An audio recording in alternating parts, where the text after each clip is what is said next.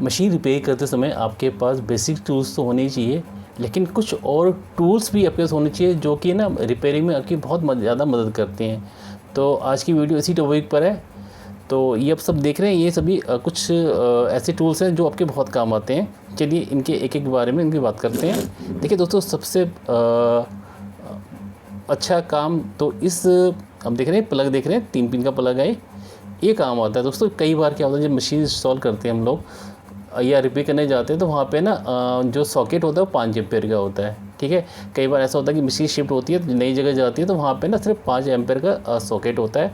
और जो मशीन में जो हमारा दोस्तों जो कोड होती है ना, वो 15 एम्पेयर की होती है। ठीक है, जिसका प्लग होता है 15 एम्पेयर का होता है, वो उससे फीड नहीं होता। उस समय दोस्तों ना ये काम आएगा आपके।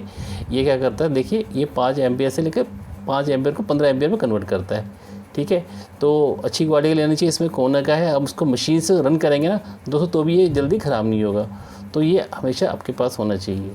ठीक है दोस्तों, चलिए उसके बाद आते हैं। देखिए दोस्तों, ये देखिए बहुत से टेक्नीशियंस हैं वो मल्टीमीटर का भी यूज़ करते हैं। ठीक है, लेकिन ना ये आप देख रहे हैं ये भी सिर्फ कंटिन्यूटी के लिए सीरीज लैम्प टेस्टर होता है, बड़ा काम आता है। देखिए इसे आप किसी चीज़ को आपस में आपने देखना है कि जुड़ा हुआ नहीं जुड़ा हुआ, कनेक्ट है कि नहीं, उसमें ना ये काम आता है। तो इस तरह का भी है ना आपके पास होना चाहिए। मल्टीमीटर तो अच्छी बात है, लेकिन ये भी आपके पास होना चाहिए, क्योंकि मैं इसको एक्स्ट्रा अपने पास रखता हूँ। देखिए दोस्तों ये देखिए ये ना ये AC सोनाइट वाल्व है। कई जगह ना हमें AC को चेक करना पड़ता है ना, तो उस समय ना देखिए ये मैंने 2 तारें निकाल रखी है। तो AC चेक करने के लिए कि AC यहाँ पे आ रही नहीं आ रही। ठीक है, जो टेस्टर से फेज चेक कर सकते हैं ना, न्यूट्रल चेक नहीं कर सकते। लेकिन इस तरह के आपके पास पना होगा ना, तो इससे आप आसानी से पता कर सकते हैं कि आपका फेज आ रहा है कि न्यूट्रल नहीं आ रहा। तो ये भी आपके पास होना चाहिए। ठीक है दोस्तों, और देखिए दोस्तों गोदरेज की मशीन्स में कीपैड लगे रहते हैं। ठीक है, कई बार जो आपने देखा होगा बहुत बार ना AB बटन के ख़राब हो जाते हैं।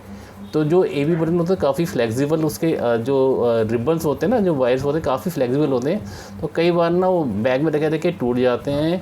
ठीक है, वो काम नहीं करते। उसके लिए दोस्तों ना जो बेदल की होती है गोदरेज में AB बटन, ये इस तरह का एक बार आपके पास कीपैड ये भी होना चाहिए।